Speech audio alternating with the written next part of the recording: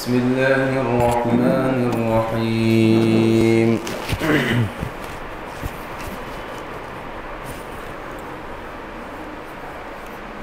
تبت يدا أبي لهب وتب ما أغنى عنه ماله وما كسب سيصلى نارا ذات لهب وامرأته حمالة الحطب في جيدها حبل من مسد بسم الله الرحمن الرحيم إن الحمد لله نحمده ونستعينه ونؤمن به ونتوكل عليه ونعوذ بالله من شرور أنفسنا ومن سيئات أعمالنا من يهده الله فلا مضل له ومن يضلل فلا هادي له وأشهد أن لا إله إلا الله وحده لا شريك له وأشهد أن محمدا عبده ورسوله أما بعد فإن خير الحديث كتاب الله وخير الهدي هدي محمد صلى الله عليه وسلم وشر الأمور محدثاتها فإن كل محدثة بدعة وكل بدعة ضلالة وكل ضلالة في النار أعوذ بالله من الشيطان الرجيم بسم الله الرحمن الرحيم يا أيها الذين آمنوا اتقوا الله حق تقاته ولا تموتن إلا وأنتم مسلمون يا أيها الناس اتقوا ربكم الذي خلقكم من نفس واحدة وخلق منها زوجها وبث منهما رجالا كثيرا ونساء واتقوا الله الذي تساءلون به والأرحام إن الله كان عليكم رقيبا يا أيها الذين آمنوا اتقوا الله وقولوا قولا سديدا يصلح لكم أعمالكم ويغفر لكم ذنوبكم ومن يطع الله ورسوله فقد فاز فوزا عظيما قال الله تعالى ولنبلونكم بشيء من الخوف والجوع ونقص من الأموال والأنفس والثمرات وبشر الصابرين الذين إذا أصابتهم مصيبة قالوا إنا لله وإنا إليه راجعون أولئك عليهم صلوات من ربهم ورحمة وأولئك هم المهتدون وقال النبي صلى الله عليه وسلم ما من مسلم تصيبه مصيبة فيقول ما أمر الله إنا لله وإنا إليه راجعون اللهم أجرني في مصيبتي واخلف لي خيرا منها إلا أخلف الله له خيرا منها मोहतरम हाज़िरीन अल्लाह रब्बुल आलमीन का एहसान और उसी का फ़ज़ल है कि अल्लाह ताला ने हमें इस मजलिस का हिस्सा बनाया। दरूद सलाम भी नाज़िल हुआ अंबिया अलैहिस्सलातु वस्सलाम पर, खुसूसन जनाब मुहम्मद रसूलुल्लाह सल्लल्लाहु अलैहि वसल्लम पर। मोहतरम हाज़िरीन, आज के जो हमारे इस दर्स का मौजू है वो सब्र क्या है, इस मौजू पर इंशाअल्लाह चंद चीज़ें या चंद बातें आपके सामने गोशे गुजार करूँगा इंशाअल्लाह। सबसे पहली चीज़ ये है कि सब्र किसे कहते हैं। अरबी में सब्र का माना होता है रोक देना या बंद कर देना। इसीलिए उसका जो इस्तिलाही माना उलमा ने बयान किया है सब्र का, वो कहते हैं हब्सुन नफ्स अनिल जज़ई व तसख्खुत, कि इंसान अपने आप को जज़ा फ़ज़ा से या उलझन से, नाराज़गी से रोक ले, बंद कर दे। कोई भी मुसीबत आए तो नाराज़गी से अपने आप को बचाए। वह हब्सुल लिसान अनिश शिकवा, ज़बान पर शिकवा ना लाना, शिकायतें ना लाना अल्लाह रब्बुल आलमीन के बारे में कि मेरे ही साथ ऐसा हुआ, इस तरीक़े के अल्फाज इस्तेमाल करना। इंशाअल्लाह इसकी मज़ीद वज़ाहत की जाएगी। वह हब्सुल जवारिह अनित तशवीश, यानी जो मुख्तलिफ़ किस्म की उलझन और परेशानियां हैं तो आज़ा व जवारे को इन उलझन और परेशानियों में पड़ने से रोक देना, इसे सब्र कहा जाता है। इसीलिए अल्लाह रब्बुल आलमीन ने कुरान मजीद में फरमाया वस्बिर नफ्सक मअल्लज़ीना यदऊन मिन दूनिल्लाह मअल्लज़ीना यदऊन रब्बहुम बिलगदाति वल अशिय्यि युरीदून वजहा, कि आप अपने आप को उन लोगों में बंद रखिए, उन लोगों के साथ, जैसा कि मैंने कहा था कि सब्र का माना होता है बंद कर देना, रोक देना। तो ये आयत करीमा उस चीज़ पर दलालत करती है कि आप अपने आप को, ये अल्लाह के रसूल सल्लल्लाहु अलैहि वसल्लम से कहा जा रहा है कि आप अपने आप को उन लोगों में जो है वो बंद कर दीजिए, उन लोगों के साथ रहिए जो अपने रब को पुकारते हैं, अपने रब की रजामंदी जो है वो तलाश करते हैं सुबह और शाम को, और उसी को सिर्फ पुकारते हैं, उसी की इबादत करते हैं। ये सब्र कहलाता है। अब हदीस में इस जानिब भी रहनुमाई की गई है कि एक मुसलमान को अगर सब्र अता कर दिया गया तो ये उससे बड़ा कोई खैर नहीं है उसके लिए। सब्र ये सबसे बड़ा खैर जो है अल्लाह के रसूल सल्लल्लाहु अलैहि वसल्लम ने करार दिया है। हदीस में आता है कि अल्लाह के रसूल सल्लल्लाहु अलैहि वसल्लम से अंसारी सहाबा जो थे उन्होंने माल तलब किया, कुछ मांगा, तो अल्लाह के रसूल सल्लल्लाहु अलैहि वसल्लम के पास जो कुछ था आपने दे दिया। उन्होंने फिर मांगा, फिर अल्लाह के रसूल सल्लल्लाहु अलैहि वसल्लम ने दे दिया। उन्होंने फिर मांगा तो अल्लाह के रसूल सल्लल्लाहु अलैहि वसल्लम ने फरमाया कि मेरे पास अगर कोई खैर की चीज़ होगी तो मैं उसे अपने पास हरगिज़ रोक कर नहीं रखूंगा। अगर मेरे पास होगी या होती तो मैं तुम्हें मजीद और दे देता। कहने का मतलब ये था कि इंसान को सब्र करना चाहिए। अल्लाह के रसूल सल्लल्लाहु अलैहि वसल्लम ने फरमाया वमन यस्तअफिफ, कि जो आदमी लोगों से बेनियाज होता है यानी सवाल नहीं करता, युइफ़ुहुल्लाह, तो अल्लाह रब्बुल आलमीन भी उसको सवाल से बचाता है। लिहाजा तुम ज्यादा लोगों से या किसी और से सवाल मत करो, जितना तुम्हारे पास है तुम उसी में जो है अल्लाह का शुक्र अदा करते रहो, उसी पर सब्र करो। और फिर फरमाया वमा उअतिया अहदुन अताअन खैरम व औसा मिन अस्सब्र, कि किसी भी इंसान को सब्र से बेहतर और सब्र से बड़ी चीज जो है वो अता नहीं की गई। यानी जिस आदमी को सब्र अदा कर दिया गया अल्लाह रब्बुल आलमीन की जानिब से, वो सबसे बड़ा खैर है उसके लिए, क्योंकि उसकी वजह से वो हर चीज पर जो है, हर मुश्किलात से निपटने का जो है गोया अल्लाह रब्बुल आलमीन ने उसे हथियार दे दिया है। अगर ये हथियार किसी के पास है कि उसके साथ कोई भी मामला जिंदगी में आ जाए, वो इस हथियार के जरिए से, इस सब्र के जरिए से अपनी पूरी जिंदगी, अपने पूरे मसाइल को हल कर सकता है। इसीलिए उसे जो है ये सबसे बेहतरीन खैर अता कर दिया गया। हदीस में इस तरीके से कहा गया। अब कुरान मजीद में अगर हम देखें, कुरान मजीद में अल्लाह रब्बुल आलमीन ने तकरीबन 100 मकामात पर सब्र या सब्र करने के या सब्र से मिलते जुलते अल्फाज को इस्तेमाल फरमाया है 100 मकामात पर या उससे भी ज्यादा, कि एक मुसलमान जो है अपनी जिंदगी में सब्र करे। सबसे पहले, और सिर्फ ऐसा नहीं है कि अल्लाह रब्बुल आलमीन ने आम मोमिनों को यह हुक्म दिया है, बल्कि अल्लाह के रसूल सल्लल्लाहु अलैहि वसल्लम को भी इस चीज की ताकीद की है और कहा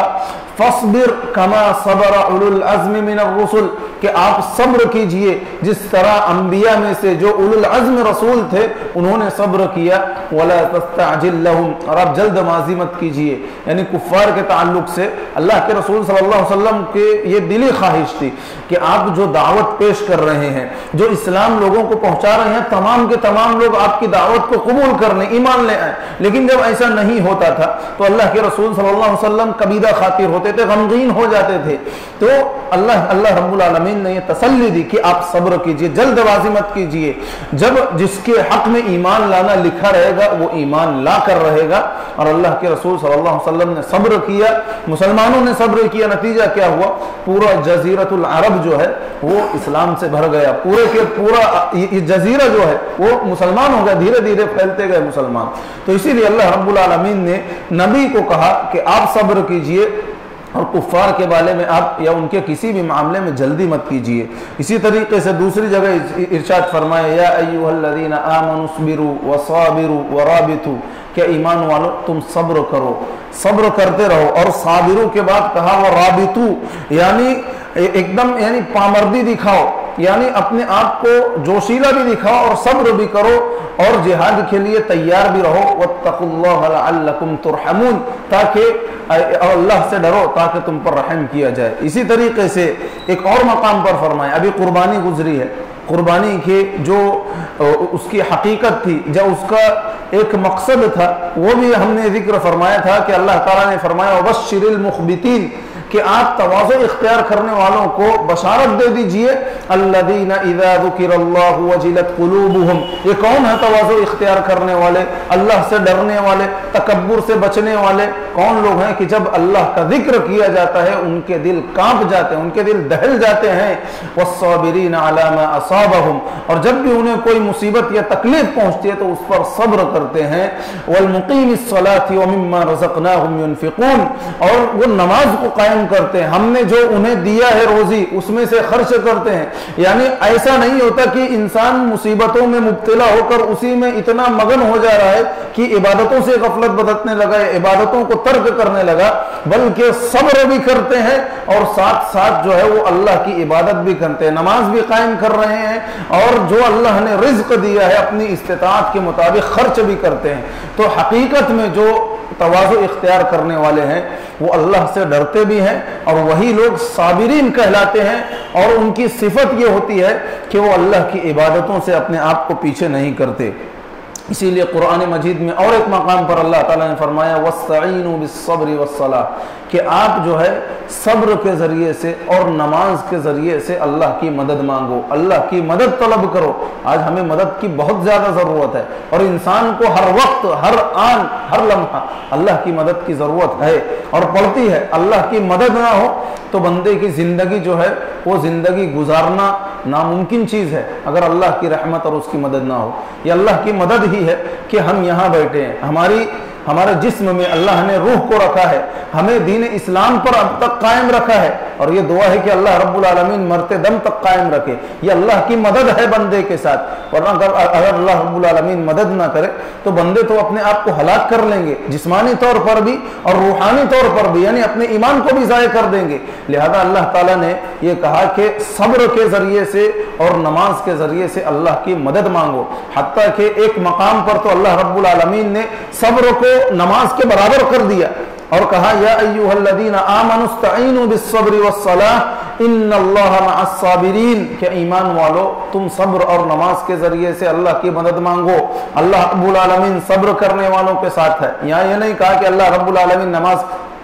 कायम करने वालों के साथ है, बल्कि सब्र करने वालों के साथ है, क्योंकि उनको मुसीबतें पहुंचती हैं, उन्हें तकलीफ पहुंचती हैं। वो अल्लाह की रज़ा की खातिर जब सब्र करते हैं तो ऐसे लोगों को अल्लाह की मईयत, अल्लाह की मदद हासिल होती है, जो हकीकी तौर पर सब्र करने वाले होते हैं। इसीलिए अल्लाह रब्बुल आलमीन ने इसी चीज़ को दूसरे अंदाज में कुरान मजीद में फरमाया वल्लाहु युहिब्बुस साबिरीन, कि सब्र करने वालों से अल्लाह रब्बुल आलमीन मोहब्बत करता है। और अल्लाह रब्बुल आलमीन जब मोहब्बत कर लेता है तो आइए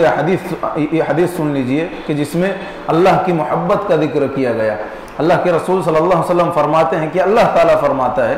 कि मेरा बंदा मेरा तकर्रुब उस चीज़ के ज़रिए से हासिल कर सकता है जो मैंने उसके ऊपर फ़र्ज़ की हैं, यानी फ़राइज़ को अंजाम देकर अल्लाह का तकर्रुब हासिल करना सबसे पहला कदम है। और फिर फ़राइज़ के साथ साथ अल्लाह रब्बुल आलमीन फरमाता है कि जो मैंने उसके ऊपर फ़र्ज़ किए हैं उसके ज़रिए तो मेरा तकर्रुब हासिल करता ही, लेकिन नवाफिल के ज़रिए से भी मेरा तकर्रुब हासिल करने की कोशिश करता रहता है। और जब वो ऐसा कर लेता है तो अल्लाह रब्बुल आलमीन फरमाता है कि मैं उसका कान बन जाता हूँ जिससे वो सुनता है, उसकी आँख बन जाता हूँ जिससे वो देखता है, उसका हाथ बन जाता हूँ जिससे वो पकड़ता है, उसका पैर बन जाता हूँ जिससे वो चलता है। और जब ऐसा हो जाता है तो फिर मैं उससे मोहब्बत करने लगता हूँ। और जब अल्लाह रब्बुल आलमीन मोहब्बत करता है और इस तरीके से बंदे के पूरे आज़ा व जवारे को अपनी इबादत में लगा देता है, फिर जब भी वो अल्लाह रब्बुल आलमीन से दुआ मांगता है, हाथ उठाता है, तो अल्लाह रब्बुल आलमीन उसकी उस दुआ को जरूर कबूल करता है। अगर वो अल्लाह की पनाह तलब करता है तो अल्लाह रब्बुल आलमीन उस बंदे को अपनी पनाह में ले लेता है। ये किस चीज़ के नतीजे में हुआ? ये अल्लाह से मोहब्बत का नतीजा हुआ जो इस आयत करीमा में जिक्र किया गया, वल्लाहु युहिब्बुस साबिरीन, कि अल्लाह रब्बुल आलमीन सब्र करने वालों से मोहब्बत करता है। अब देखिए यूसुफ अलैहिस्सलाम का वाक़या हम जानते हैं कि उनके भाइयों ने उन्हें कुएं में डाल दिया, फिर एक काफिला आया जो उस कुएं से पानी की गर्ज से जब डोल डाला, देखा कि बच्चा है, तो उन्हें ले जाकर मिस्र बेच दिया गया। मिस्र में औने पौने भाव उन्हें बेच दिया गया। कोई यानी उस वक्त बच्चे की कोई कीमत नहीं होती थी। जब उन्हें बेच दिया गया लेकिन यूसुफ अलैहिस्सलाम के ऊपर ये मुश्किलात आई, ये परेशानियां आई, उन्होंने सब्र किया और सब्र करने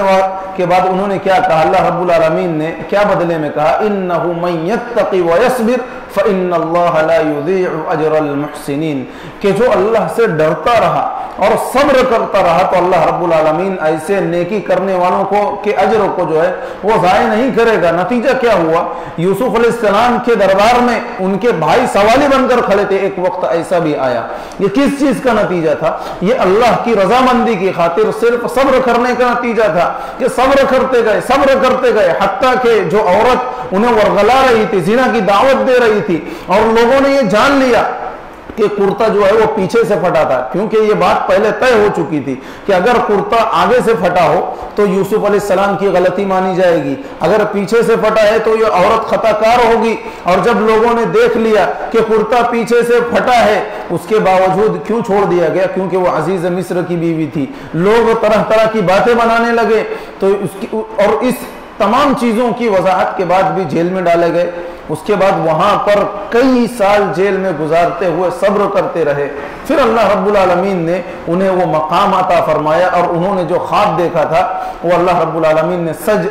उनके हक में जो है वो सच करवा दिया कि मैं ये देख रहा हूं कि 11 जो है वो सितारे और चांद और सूरज मुझे सजदा कर रहे हैं। तो याकूब अलैहिस्सलाम ने इसीलिए कहा था कि अपने भाइयों से इस चीज का जिक्र मत करना, लेकिन उन्होंने इस चीज का जिक्र कर दिया, और नतीजा क्या हुआ, बाप से दूर हो गए, तमाम चीजों से दूर हो गए, बेच दिए गए, और फिर जब जवान हुए तो जेल में डाल दिए गए। तरह तरह की मुसीबतें परेशानियां झेली, बर्दाश्त की, सब्र किया। फिर अल्लाह रब्बुल आलमीन ने उन्हें जो है वो अजीज मिस्र बना दिया, मिस्र के खजानची बन गए वो। ये क्यों अल्लाह रब्बुल आलमीन ने ये मकाम दिया, सब्र की वजह से। इसीलिए अल्लाह रब्बुल आलमीन ने फरमाया कि जो अल्लाह से डरता रहेगा, सब्र करता रहेगा, अल्लाह रब्बुल आलमीन नेकी करने वालों के अज्र को ज़ाय नहीं करेगा। यानी ये इस आयत करीमा में हमें ये कहा जा रहा है कि सब्र के साथ साथ इंसान को नेकी भी करते रहना चाहिए। सब्र बज़ात खुद एक नेकी है, लेकिन उसके बावजूद और भी नेकी करते रहना चाहिए, ताकि अल्लाह रब्बुल आलमीन के यहाँ ज़्यादा से ज़्यादा हमारा अज्र जमा हो सके। और एक मकाम पर फरमाया, इन्नमा युवफ़्फ़स्साबिरून अज्रहुम बिग़ैर हिसाब, कि जो सब्र करने वाले हैं उन्हें बिग़ैर हिसाब अज्र दिया जाएगा, कोई हिसाब नहीं होगा। क्यों? इसलिए कि उन्होंने अल्लाह की रज़ा की खातिर सब्र किया मुश्किलात पर। इसी तरीके से एक और आयत करीमा है जिसमें अल्लाह रब्बुल आलमीन ने इस बात से आगाही दे दी है कि बंदे इस चीज़ के लिए तैयार रहें, और फरमाया लतुबलउन्न फी अम्वालिकुम व अनफुसिकुम, कि तुम्हें जानों के जरिए से, मालों के जरिए से आजमाया जाएगा, यानी तुम्हारी आजमाइशें आएंगी। वलतस्मउन्न मिनल्लज़ीना ऊतुल किताब मिन क़ब्लिकुम व मिनल्लज़ीना अशरकू अज़न कसीरा, मुशरिकीन की जानिब से और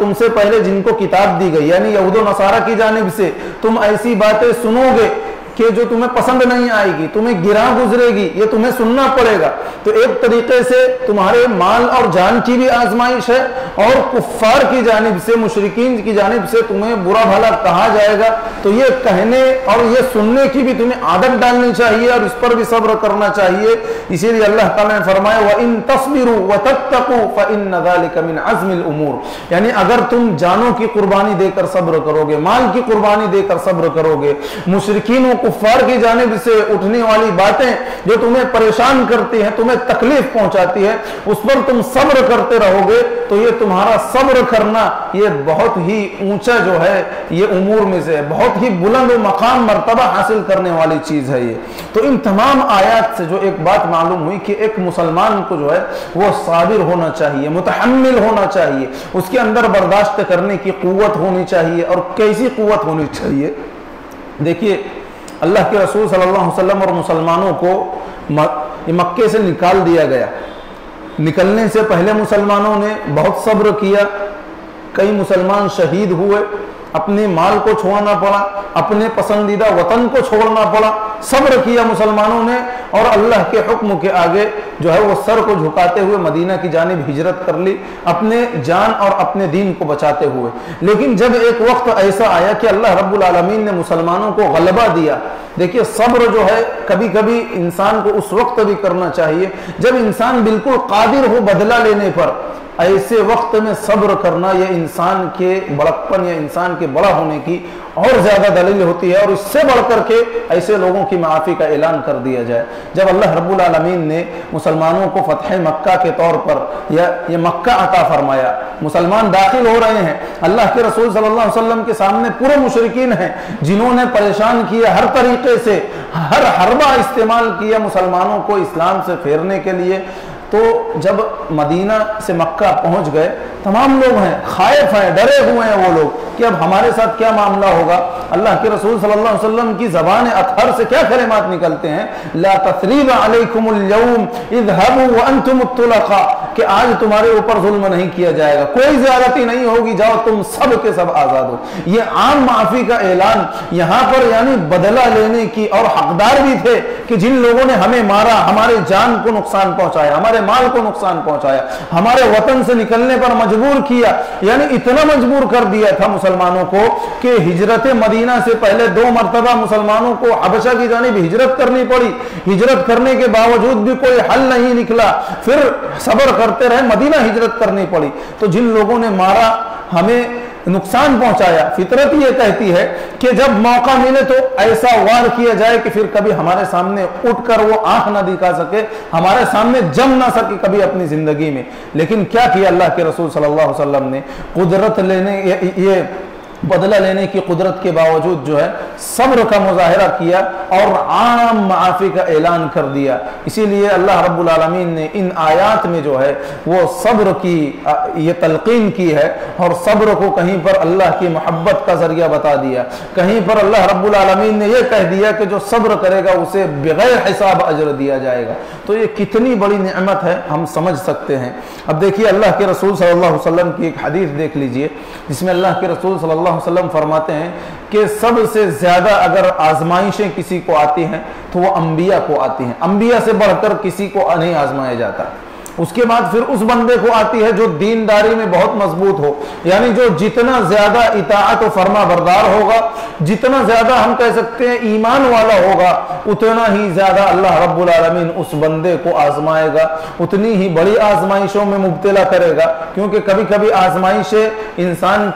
इंसान के माल से ताल्लुक रखती हैं, कभी आजमाइशें उसकी जान से ताल्लुक रखती हैं, कभी आजमाइशें उसके ईमान को झिझोड़ने वाली होती हैं, यानी ख्वाहिशात के जरिए से फिर उसकी आजमाइश की जाती है। उसे ऐसी चीजों में आजमाया जाता है कि आम लोग उस चीज में बआसानी मुलव्विस हो जाते हैं, जैसे जिना है, गुनाह है, या दूसरे जो है ख्वाहिशात को ये उभारने वाले जो उमूर हैं, इन चीजों में ईमान के बकद्र लोगों को आजमाया जाता है। तो जिस कदर ईमान होगा मजबूती में, उसी कदर जो है वो आजमाइशें भी होंगी। ऐसा नहीं है कि अगर कोई अल्लाह का इताअत और फर्मा बरदार बंदा है, अपने आप को या वो मोमिन बंदा है और बहुत ज्यादा इताअत और फर्मा बरदारी भी करता है, तो उसे आजमाया नहीं जाएगा, बल्कि ये यकीनी है कि अगर जितना ज्यादा वो इताअत और फर्मा बरदारी में होगा,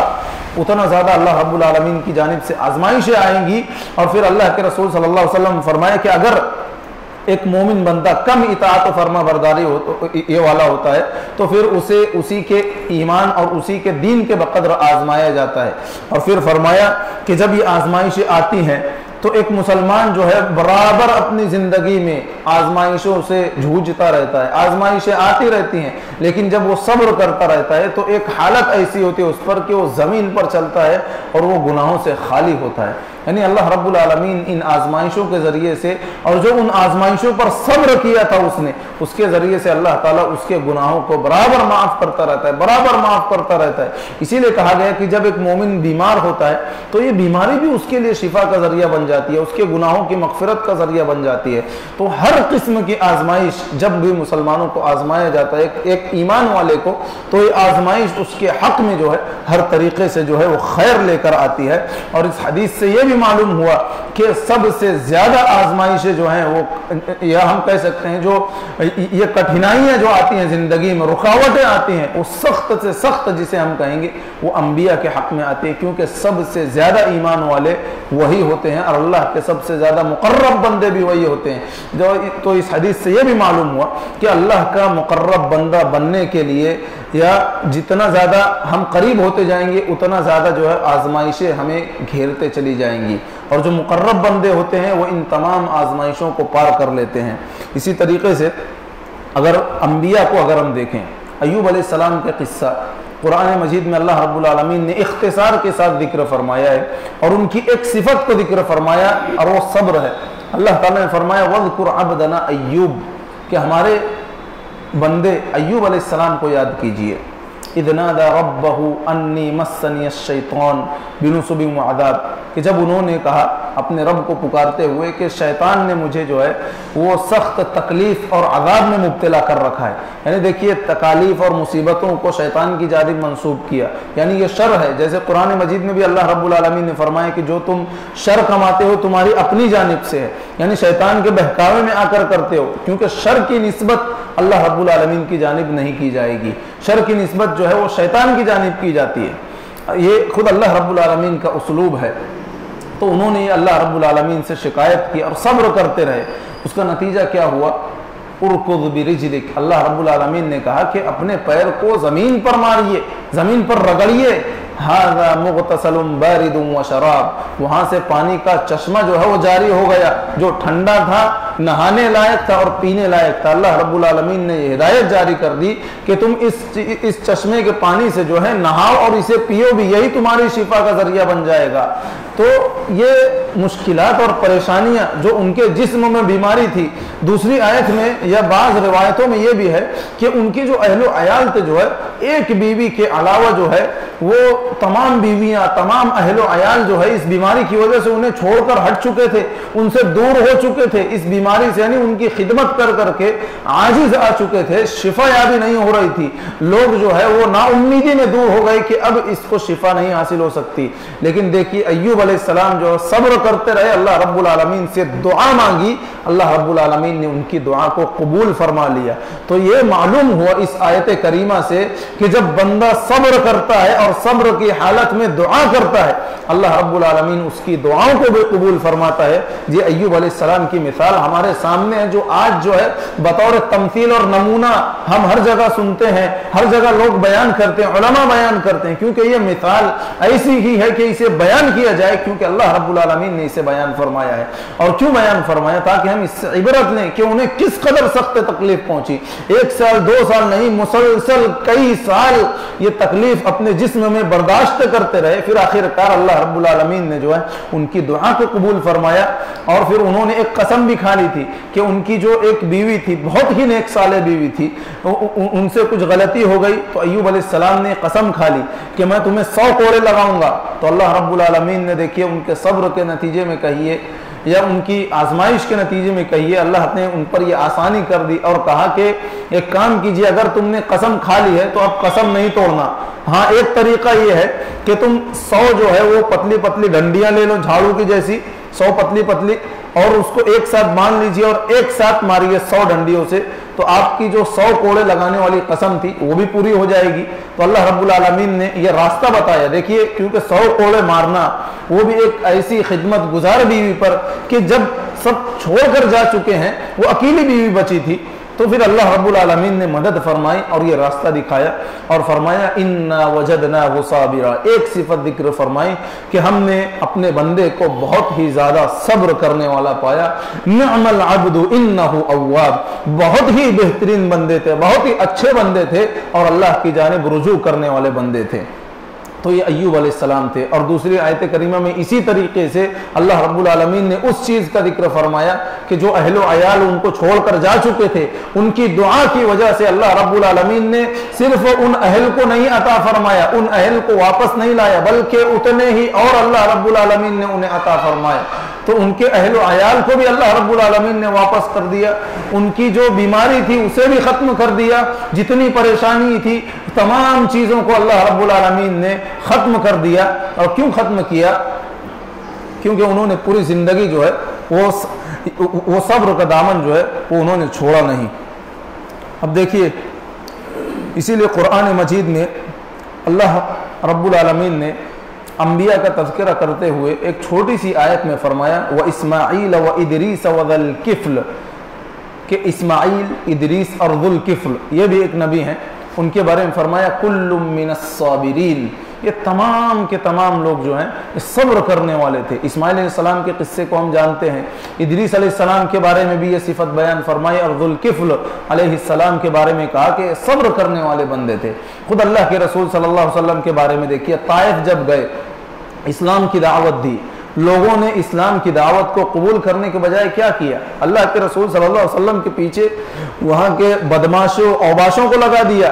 कि जो अल्लाह के रसूल सल्लल्लाहु अलैहि वसल्लम को परेशान कर रहे थे, पत्थरों से बारिश कर रहे थे, यानी इतना मारा, इतना परेशान किया, इतना घसीटा कि अल्लाह के रसूल सल्लल्लाहु अलैहि वसल्लम की जो जूतियां आपने पहनी थी, खून बहकर उन जूतियों में जमने लगा, यानी लहू लहान कर दिया। उसी हालत में वहां से निकल गए, बहुत कबीरा खातिर थे, परेशान थे। मक्का से आना इसीलिए हुआ था ताइफ कि मक्का में लोग दावत को कबूल नहीं कर रहे थे, तो अल्लाह के रसूल सल्लल्लाहु अलैहि वसल्लम ने ताइफ का रुख किया कि शायद वहां पर कुछ बात बन जाए, कुछ लोग ऐसे पैदा हो जाएं जो इस्लाम को कबूल करने वाले हों, जो मुसलमानों को या जिनके जरिए से अल्लाह रब्बुल आलमीन इस्लाम और मुसलमानों को तक़वियत पहुंचाए। इसीलिए अल्लाह के रसूल सल्लल्लाहु अलैहि वसल्लम ने ताइफ की जानिब सफर किया और नतीजा क्या हुआ कि लहू लहान कर दिया गया। ऐसे ही जो है आप परेशानी की हालत में चलते रहे, आते रहे, अचानक एक मकाम पर जो है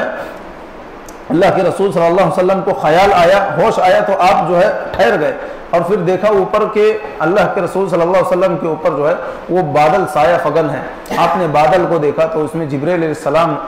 नजर आए, तो उन्होंने अल्लाह के रसूल सल्लल्लाहु अलैहि वसल्लम से पूछा कि आपको जो तकलीफ पहुंचाई गई, आपको जो परेशान किया गया है, आपके ऊपर जो मुसीबतें आई हैं, अगर आप कहें तो इन जो है ये बस्ती वालों को दोनों पहाड़ियों के दरमियान रख कर जो है रगड़ दिया जाए, आप हुक्म दीजिए, ये पहाड़ों के फरिश्ते जो है मलाइकतुल जिबाल ये तैयार हैं, आपका हुक्म हो। अल्लाह रब्बुल आलमीन की जानिब से ये ऑर्डर आया है कि जाओ रसूल से पूछ लो, तो पूछने के लिए आए थे। अल्लाह के रसूल सल्लल्लाहु अलैहि वसल्लम पर कुर्बान जाइए। देखिए कोई भी इंसान ये कहता कि हाँ अभी मैं मुसीबत में हूं, क्योंकि जब इंसान को तकलीफ पहुंचती है, अगर फौरी तौर पर उसे उसका रिएक्शन मालूम करना हो या उसे पूछना हो, तो उसके दिल में एक तरीके का आग होता, इंतकाम का जज्बा होता है, फौरन कहता है हाँ उसे खत्म करो, उससे मेरे जानिब से बदला लिया जाए। लेकिन अल्लाह के रसूल सल्लल्लाहु अलैहि वसल्लम ने कहा कि नहीं, ऐसा नहीं, बल्कि अगर इन्होंने इस्लाम कबूल नहीं किया तो मैं ये उम्मीद करता हूं कि अल्लाह रब्बुल आलमीन इनकी नस्लों में ऐसे लोगों को पैदा फरमाएगा जो ईमान कबूल करेंगे, जो इस्लाम ले आएंगे। ये अल्लाह के रसूल सल्लल्लाहु अलैहि वसल्लम की दुआ का नतीजा था कि बाद में पूरे के पूरे ताइफ वाले जो है वो मुसलमान हो गए। लेकिन अल्लाह के रसूल सल्लल्लाहु अलैहि वसल्लम का एक यहाँ पर पहलू आपकी जिंदगी का कि आपने सब्र किया, आप बदला लेने के ऊपर जो है वो कादिर थे, लेकिन तब भी आपने सब्र किया और फतह मक्का के वक्त भी जो है आपने सब्र किया, जैसे कि मैंने अभी जिक्र फरमाया। लिहाजा जो है सब्र ये इंसान की जिंदगी में खैर ही खैर लेकर आता है। इसीलिए जो है कुरान और हदीस में इसके बहुत सारे फवायद और समरात को जिक्र फरमाया गया है। अब मैं कुछ उनमें से चंद चीजें, तमाम चीजों को नहीं रख सकता आपके सामने, चंद चीजों को आपके सामने रखने की कोशिश करता हूं। अब देखिए कुरान मजीद में अल्लाह रब्बुल आलमीन ने सब्र करने वालों के बारे में फरमाया कि ऐसे लोगों को अल्लाह की रहमत, अल्लाह की नवाजिशें हासिल होती है जो सब्र करते हैं। अल्लाह ताला ने सूरतुल बकरा में फरमाया वलनबलुवन्नकुम बिशैइन मिनल खौफि वल जू'i व नक्सिम मिनल अमवाल वल अनफुसि वत्थमरात, कि हम तुम्हें जरूर भी जरूर आजमाएंगे। या आजमाइशें कैसी होंगी? कुछ न कुछ खौफ के जरिए से होंगी, हरास के जरिए से होंगी, यानी ऐसे लोगों को अल्लाह रब्बुल आलमीन हमारे ऊपर मुसल्लत कर देगा जो हमारी जान को नुकसान पहुंचाएंगे, जिसकी वजह से हमें खौफ महसूस होगा अपनी जान का। और फिर किस चीज का खौफ महसूस होगा? व नक्सिम मिनल अमवाल, मालों की ज़ाय होने का खौफ महसूस होगा, कारोबार बंद हो जाएंगे, या ऐसी मुसीबतें आएंगी जिसके जरिए से कारोबार बंद होंगे, तिजारतें बंद होंगी, लोगों की नौकरियां चली जाएंगी। लोगों को इस बात का खौफ होने लगेगा कि मैं अब कहां से कमाऊं, कहां से लाऊं, खुद क्या खाऊं, अपने अहलो अयाल को क्या खिलाऊं, खुद क्या पहनूं, घर वालों को क्या पहनाऊं, उनका खर्चा किस तरीके से मैं बर्दाश्त करूं। तो ये एक किस्म का खौफ है जो माल के जरिए से अल्लाह रब्बुल आलमीन देता है, या माल जो है वो अल्लाह रब्बुल आलमीन की जानिब से आई हुई किसी आफत या मुसीबत में जो है वो माल ज़ाय हो जाएगा। इंसान की जायदादें जो है वो पूरी की पूरी जिंदगी की कमाई जो है वो ज़ाय हो जाएगी। ये एक तरीके की आजमाइश है। वल अनफुसी वत्तमरात। और फिर ऐसे ही नहीं है, बल्कि अल्लाह ताला ने फरमाया कि जानों में कमी करके भी अल्लाह हम आजमाएंगे, किसी की यानी बहन को, किसी की बेटी, किसी की बीवी, किसी के शौहर, इस तरीके से हम जो है वो लोगों को मौत देते या मौत देकर लोगों की आजमाइशें करते रहेंगे। तो जानों में कमी करके जो है हम लोगों को आजमाएंगे। कहीं पर किसी को जो है अलग तरीके से तकलीफ दी गई, किसी को या जो है जेल की कैदोबंद की सौबतों में जो है मुब्तला किया गया, तो इस तरीके से जो है वो लोगों को जो है एक दूसरे से दूर करके उनकी जान जो है वो लेकर या अल्लाह की जानिब से जो भी फैसला होगा उसके मुताबिक जो है वो लोगों को आजमाया जाएगा। और फरमाए वस्तमरात, फलों में कमी करके हम आजमाएंगे, गल्ला जात में कमी करके। कभी तो ये यानी एकदम पहली चीज ये है कि पैदावार वाकई में कम होगी, पहले जितनी होती थी अब उतनी कम होगी, जो एक कहत साली की सूरत भी है, या फिर पैदावार उतनी ही होगी लेकिन गल्ले जो है वो ज़ाय और बर्बाद हो जाएंगे सड़न की वजह से या किसी और चीज की वजह से। तो इस तरीके से भी जो है अल्लाह रब्बुल आलमीन आजमाएगा। लेकिन इसके बाद क्या होगा, अल्लाह ताला ने फरमाया वबश्शिर साबिरीन, कि सब्र करने वालों को आप बशारत दे दीजिए, अल्लज़ीना इज़ा असाबतहुम मुसीबह क़ालू इन्ना लिल्लाहि व इन्ना इलैहि राजिऊन, कि जब उन्हें कोई मुसीबत और तकलीफ पहुंचती है तो वो कहते हैं हम अल्लाह के लिए है और अल्लाह की जानिब जो है हम लौट कर जाने वाले हैं। यानी अपने आप को मुकम्मल तौर से अल्लाह रब्बुल आलमीन की सुपुर्द कर देते हैं कि हमारे साथ जो कुछ भी हो जाए, जो कुछ भी हो जाए, हमारी जान ही क्यों ना चली जाए, ये जान भी अल्लाह की दी हुई थी, अगर उसने ले ली है तो ये भी अल्लाह की है, अगर उसने माल दिया था और ले लिया तो दिया हुआ भी उसी का है, और लेने वाली रात जो है वो भी सबसे ज्यादा हकदार उसी की है। लिहाजा सब्र करना ये बंदे को अल्लाह रब्बुल आलमीन की रहमत और नवाजिशों का जो है वो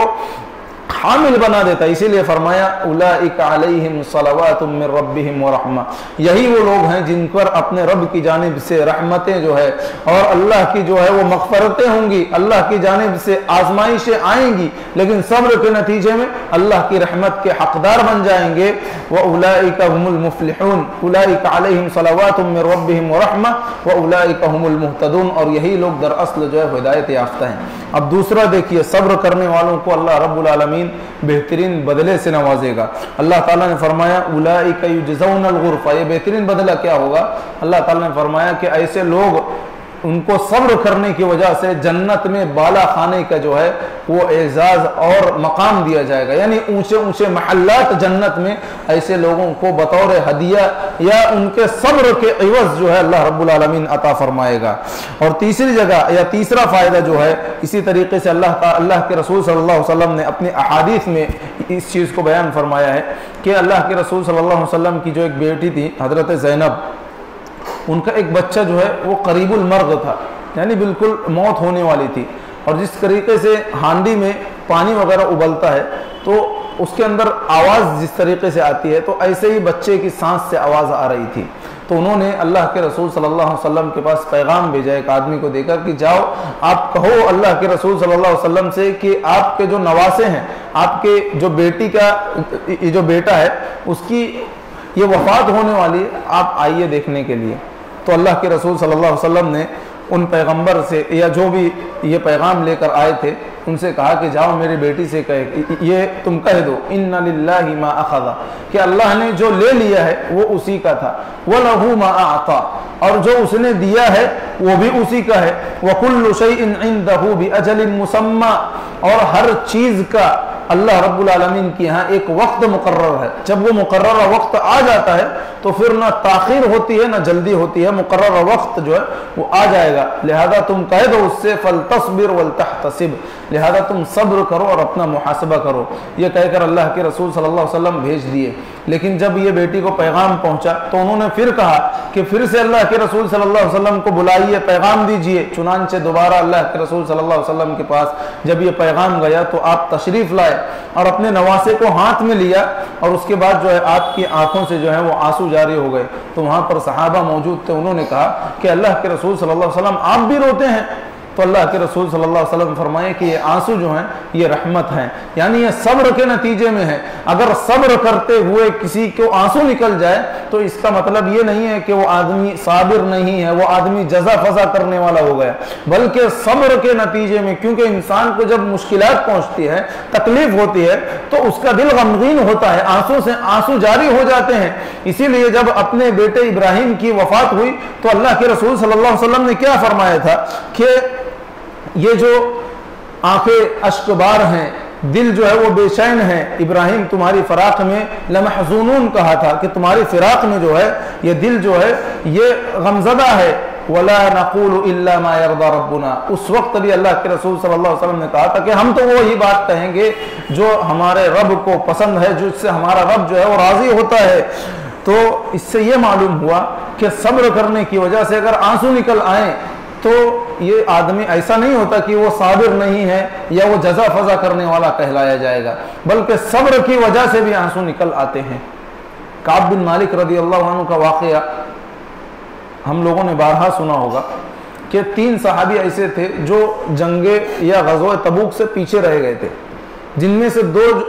ये सहाबी थे, हिलाल बिन उमैया और मुरारा बिन रबी, जो थोड़े ज़ईफ़ थे, और काब बिन मालिक रदी अल्लाह अन्हु, क्योंकि ऐसे वक्त में जंग हुई कि खजूरें पक रही थी। अब कोई भी आदमी या कोई भी किसान कहिए या कोई भी शख्स जिसका बाग हो, वो अपने फलों को जब पकते हैं उस वक्त नहीं छोड़कर जाना चाहता, लेकिन चूंकि अल्लाह के रसूल सल्लल्लाहु अलैहि वसल्लम का हुक्म था कि सख्त गर्मी के मौसम में तबूक की जानिब निकलना है,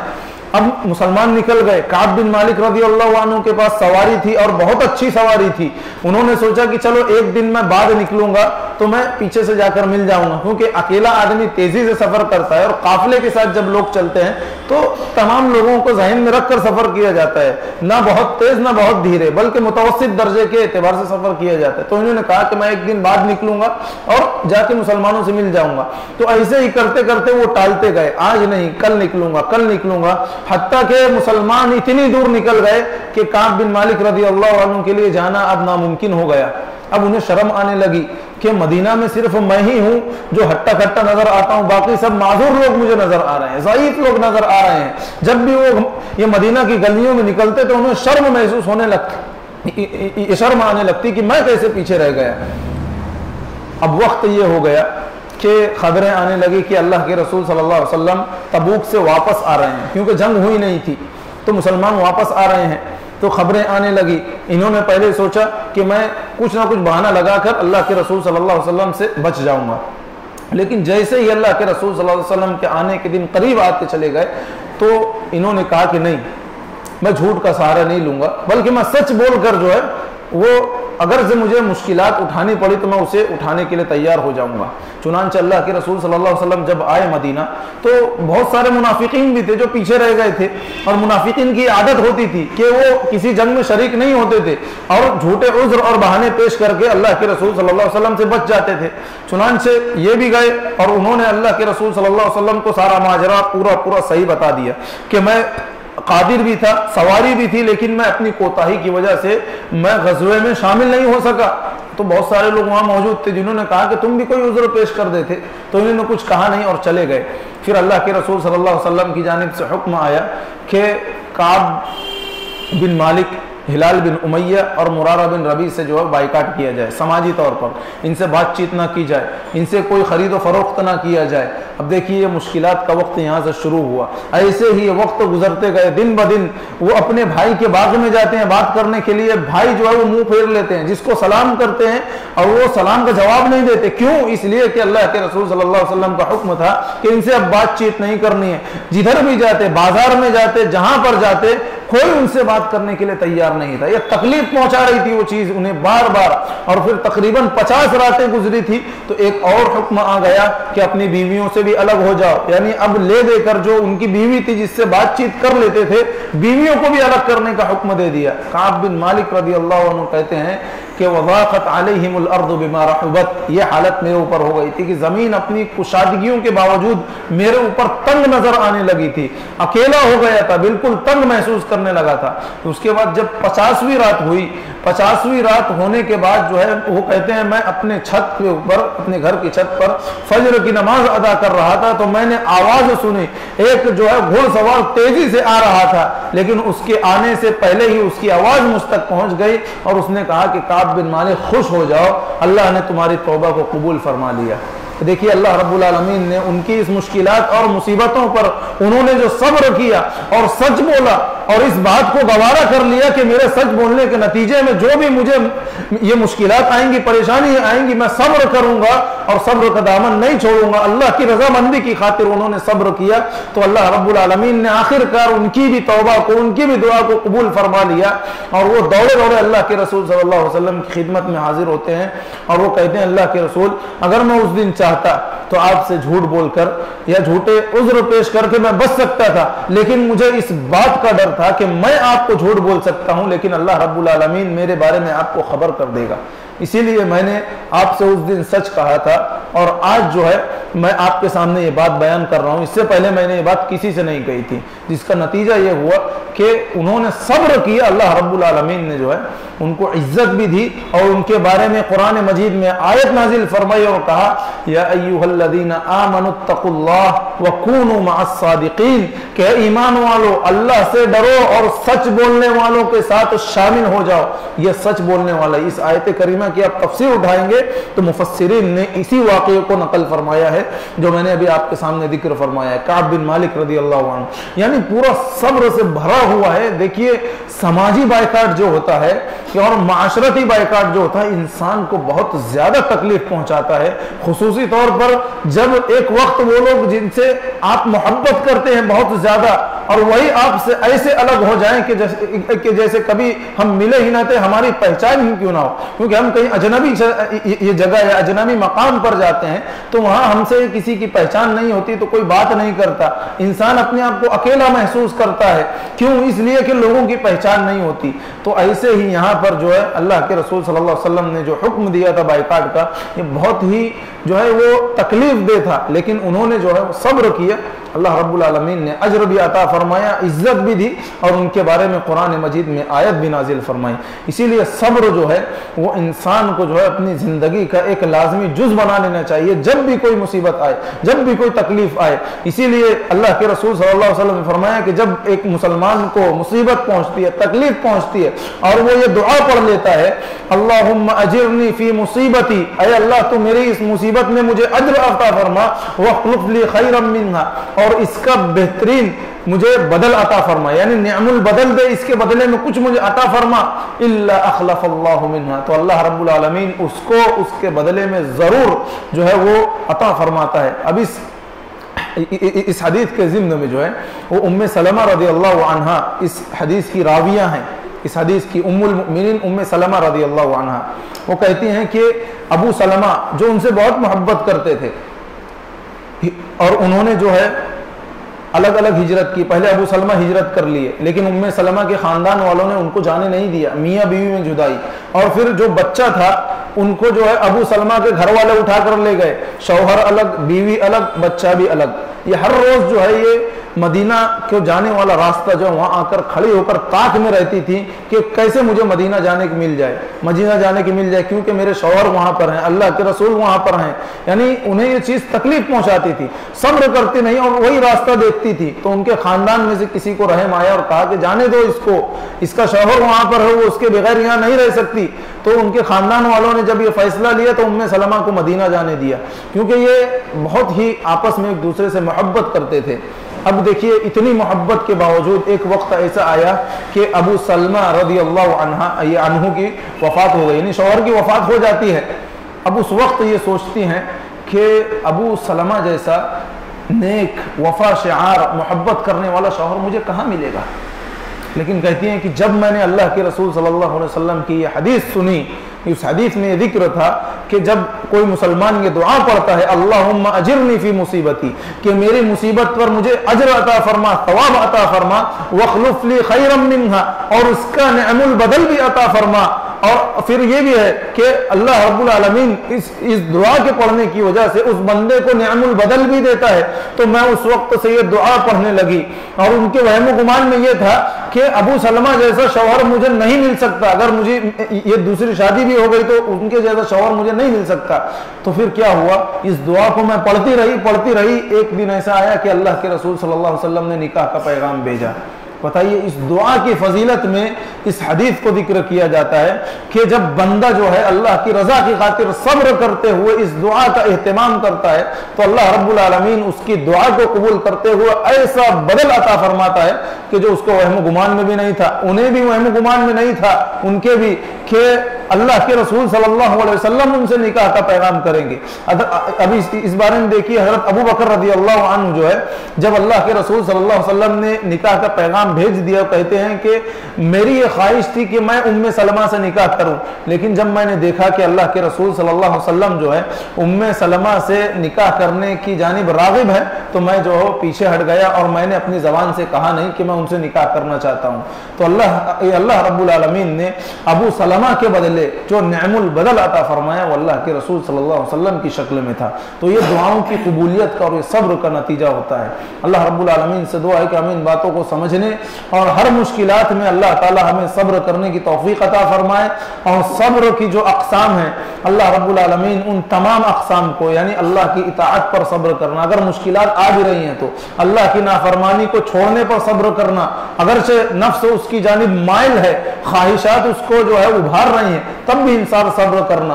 अल्लाह ने जो तकदीर लिख दी, अच्छी हो या बुरी हो, उस तकदीर पर सब्र करना, इन तमाम अक़साम को अल्लाह रब्बुल आलमीन पर हमें अमल करते हुए सब्र करने की तौफीक अता फरमाए और हमारे इस सब्र को अल्लाह ताला हमारे गुनाहों का और आखिरत में मग़फ़िरत का ज़रिया बना दे। आमीन। व आखिरु दावाना अनिल हम्दुलिल्लाहि रब्बिल आलमीन। सुब्हानक अल्लाहुम्मा व बिहम्दिका अशहदु अल्ला इलाहा इल्ला अंता अस्तग़फिरुका व अतूबु इलैक।